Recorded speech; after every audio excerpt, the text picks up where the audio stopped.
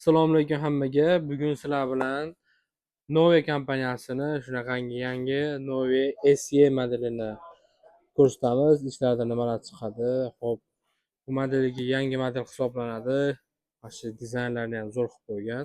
Hozir sizlar bilan buni ochib ishlarini ko'ramiz. Hop, upakovkalari ham shunaqa ajoyib upakovka qilingan. Buni har xil 3 xil rangi bor. Oq rangi bor, qora rangi va ko'k ranglari bor. Hop, ichidan nimalar chiqadi? O'zini zaryadchigi chiqadi, kabeli chiqadi.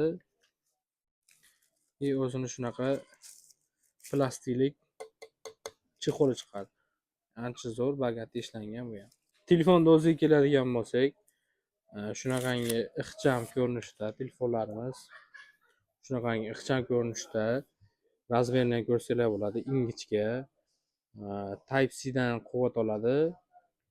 Xo'p, knopkalarga keladigan bo'lsak, knopkalar ham o'ta bejirim ishlangan. Bosilishlari ham ancha yaxshi, ishlashlari ham zo'r. Bu special edition hisoblanadi.